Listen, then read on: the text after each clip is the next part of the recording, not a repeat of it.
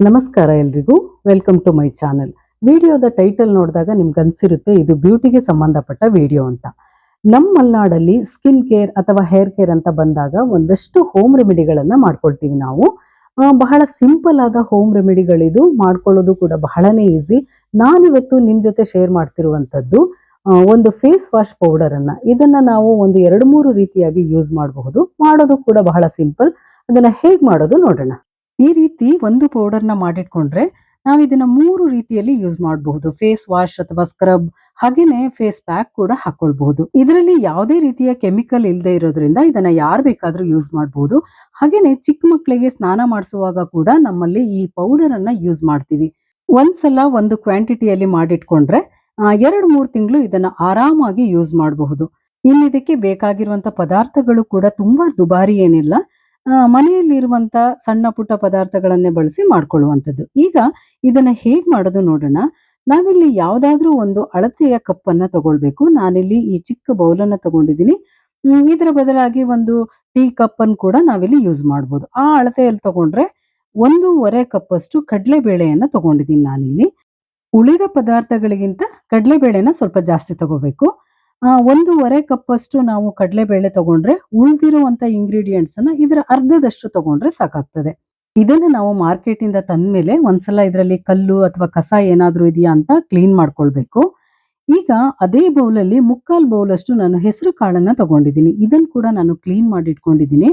ಇದನ್ನ ಕಡಲೆಬೇಳೆಯ ಅರ್ಧದಷ್ಟು, ಅದನ್ನ 1.5 ಕಪ್ ಅಷ್ಟು ತಗೊಂಡ್ರೆ ಹೆಸರು ಕಾಳನ್ನ ನಾವು 3/4 ಕಪ್ ಅಷ್ಟು ತಗೋಬೇಕು. ನಾನಿಲ್ಲಿ ಇದೆರಡನ್ನ ಒಟ್ಟಿಗೆ ಹಾಕೊಂಡಿದ್ದೀನಿ.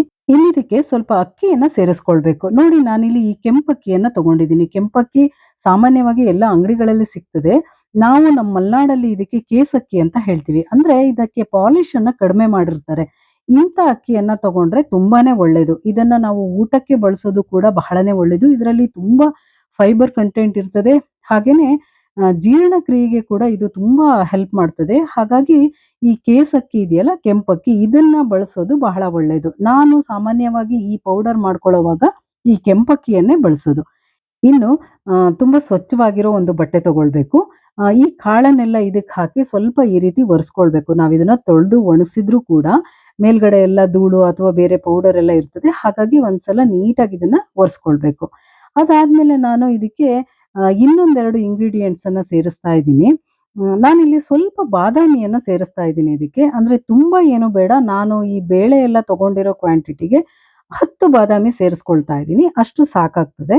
ಇನ್ನು ಸ್ವಲ್ಪ ಅರಿಶಿನ ಸೇರಿಸ್ತಾ ಇದ್ದೀನಿ ನಾನಿಲ್ಲಿ. ಇಲ್ಲಿ ಅರಿಶಿನ ಬೇಕಾದ್ರಷ್ಟೇ ಸೇರಿಸ್ಕೊಳ್ಬಹುದು. ಎಲ್ಲರ ಸ್ಕಿನ್ಗೂ ಅರಿಶಿನ ಸೂಟ್ ಆಗೋದಿಲ್ಲ. ಅಂಥವ್ರು ಇದನ್ನ ಸ್ಕಿಪ್ ಮಾಡಬಹುದು. ಇದು ತುಂಬಾ ಶುದ್ಧವಾಗಿರುವಂಥದ್ದು. ಅಂದ್ರೆ ನಾವೇ ಬೆಳೆದು ಒಣಗಿಸಿ ಇಟ್ಕೊಂಡಿರುವಂತ ಅರಿಶಿನ ಇದು. ಹಾಗಾಗಿ ನಾನು ಸ್ವಲ್ಪ ಸೇರಿಸ್ತಾ ಇದ್ದೀನಿ. ಇನ್ನು ಇದನ್ನ ಅಪ್ಲೈ ಮಾಡುವಾಗ ಕೂಡ ನಾವು ಅರಿಶಿನದ ಪುಡಿ ಸೇರಿಸ್ಕೊಂಡು ಹಾಕ್ಕೊಳ್ಬಹುದು. ಈಗಲೇ ಪೌಡರ್ ಮಾಡ್ಕೊಳ್ಳೋವಾಗ್ಲೇ ಹಾಕ್ಬೇಕು ಅಂತೇನಿಲ್ಲ. ಈಗ ಇದೆಲ್ಲವನ್ನ ಸೇರಿಸಿ ನಾವು ಒಂದು ಮಿಕ್ಸಿ ಜಾರಿಗೆ ಹಾಕಿ ಇದನ್ನ ಪೌಡರ್ ಮಾಡ್ಕೊಳ್ಬೇಕು. ನಾನಿಲ್ಲಿ ಅರಿಶಿನ ಸ್ವಲ್ಪ ಕುಟ್ಟಿ ಪುಡಿ ಮಾಡಿ ಇದಕ್ಕೆ ಹಾಕ್ತಾ ಇದ್ದೀನಿ. ಇದನ್ನ ತುಂಬಾ ನಯವಾಗಿ ಮಾಡ್ಕೊಳ್ಬೇಕು. ಆದ್ರೆ ಇದು ಒಂದೇ ಸಲ ಹಾಗಾಗೋದಿಲ್ಲ. ಹಾಗಾಗಿ ನಾವು ಜರಡಿ ಮಾಡಿ ಮಾಡಿ ಮತ್ತೆ ಮತ್ತೆ ಇದನ್ನ ಪೌಡರ್ ಮಾಡ್ಕೊಳ್ಬೇಕು. ಈಗ ನಮ್ಮ ಹತ್ರ ರೋಸ್ ಪೆಟಲ್ಸ್ ಇದ್ರೆ ಅದನ್ನ ಒಣಗಿಸಿ ಕೂಡ ಈ ಪೌಡರ್ ಮಾಡುವಾಗ ಹಾಕೊಳ್ಬಹುದು. ಅದು ಕೂಡ ಪರಿಮಳ ತುಂಬಾ ಚೆನ್ನಾಗಿರ್ತದೆ. ಈಗ ನಾನು ಒಂದ್ಸಲ ಮಾಡಿದ್ದೀನಿ. ಇದನ್ನ ಒಂದ್ಸಲ ಜರಡಿ ಮಾಡಿ ಮತ್ತೆ ಇದನ್ನ ಪೌಡರ್ ಮಾಡ್ಕೊಳ್ತೀನಿ. ನಮ್ಮ ಮಲೆನಾಡ್ ಕಡೆ ಸ್ಕಿನ್ ಕೇರ್ ಅಥವಾ ಹೇರ್ ಕೇರ್ ಅಂತ ಬಂದಾಗ ಒಂದಷ್ಟು ಹೋಮ್ ರೆಮಿಡಿಗಳನ್ನ ನಾವು ಮನೆ ಮಾಡ್ಕೊಳ್ತೀವಿ. ಬಹಳ ಈಸಿಯಾಗಿ ಮಾಡ್ಕೊಳ್ಳುವಂಥದ್ದು. ಅದನ್ನ ನಾನು ಹೋಗ್ತಾ ಹೋಗ್ತಾ ನೆಕ್ಸ್ಟ್ ವಿಡಿಯೋಗಳಲ್ಲಿ ನಿಮ್ ಜೊತೆ ಶೇರ್ ಮಾಡ್ತೀನಿ. ಇವಾಗ ಇದಾಗಿದೆ, ತುಂಬಾ ಸ್ಮೂತ್ ಆಗಿ ಪೌಡರ್ ಆಗಿದೆ. ಇನ್ನೂ ಬೇಕಿದ್ರೆ ಜರಡಿ ಮಾಡ್ಕೊಳ್ಬಹುದು. ನಾನು ಇಷ್ಟು ಸಾಕು ಅಂತ ಹಾಗೆ ಬಿಟ್ಟಿದ್ದೀನಿ. ಇನ್ನು ಇದನ್ನ ಒಂದು ಡಬ್ಬಿಯಲ್ಲಿ ಹಾಕಿಟ್ಕೋಬೇಕು. ಗಾಳಿ ಅಥವಾ ನೀರು ಏನು ತಾಗದೆ ಇರೋ ಹಾಗೆ ನಾವಿದನ್ನ ಸೇಫ್ ಆಗಿ ಇಟ್ಕೊಳ್ಬೇಕು. ಇವಾಗ ಇದನ್ನ ಯೂಸ್ ಮಾಡೋದು ಹೇಗೆ ಅಂತ ನೋಡೋದಾದ್ರೆ, ನಾವು ಮುಖ ತೊಳೆಯುವಾಗ ನಮ್ಗೆ 1 ಸ್ಪೂನ್ ಸಾಕಾಗ್ತದೆ. ಅಥವಾ 1-1.5 ಸ್ಪೂನ್ ಅಷ್ಟು ಪೌಡರ್ ಅನ್ನು ತಗೊಂಡು ಸ್ವಲ್ಪ ನೀರ್ ಮಿಕ್ಸ್ ಮಾಡ್ಕೊಂಡು ನಾವು ಫೇಸ್ ವಾಶ್ ಮಾಡ್ಕೊಂಡ್ರೆ ಆಯ್ತು. ಇಲ್ಲಿದಕ್ಕೆ ನೀರನ್ನ ಮಿಕ್ಸ್ ಮಾಡಿದ್ಮೇಲೆ 1-2 ಡ್ರಾಪ್ ನಿಂಬೆ ರಸ ಮಿಕ್ಸ್ ಮಾಡಿ ಸ್ಮೂತ್ ಆಗಿ ಒಂದು 5 ನಿಮಿಷ ಸ್ಕ್ರಬ್ ಕೂಡ ಮಾಡ್ಕೊಳ್ಬಹುದು. ಹಾಗೇನೆ ಇದನ್ನ ಫೇಸ್ ಪ್ಯಾಕ್ ಹಾಕೊಳ್ಬೇಕು ಅಂತ ಅನ್ಕೊಂಡ್ರೆ, ನಾವು ಆಯಿಲಿ ಸ್ಕಿನ್ ಇದೆ ಅಂತ ಹೇಳಿದ್ರೆ ಅದಕ್ಕೆ ಸ್ವಲ್ಪ ಮೊಸರನ್ನ ಮಿಕ್ಸ್ ಮಾಡಿ ಒಂದು 15-20 ನಿಮಿಷ ಪ್ಯಾಕ್ ಹಾಕೊಳ್ಬಹುದು.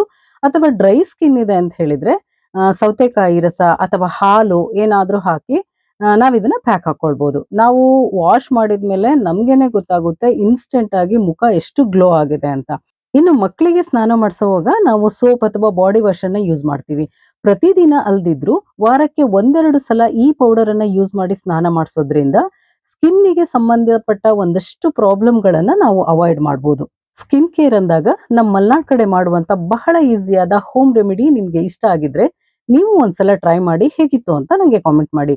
ಹಾಗೇನೆ ಇಂಥದೇ ಇನ್ನೊಂದಷ್ಟು ವಿಷಯಗಳಿಗೋಸ್ಕರ ನಮ್ಮ ಚಾನೆಲ್ನ ಸಬ್ಸ್ಕ್ರೈಬ್ ಮಾಡಿ, ಲೈಕ್ ಮಾಡಿ, ಶೇರ್ ಮಾಡಿ. ಶುಭವಾಗಲಿ. ನಮಸ್ಕಾರ.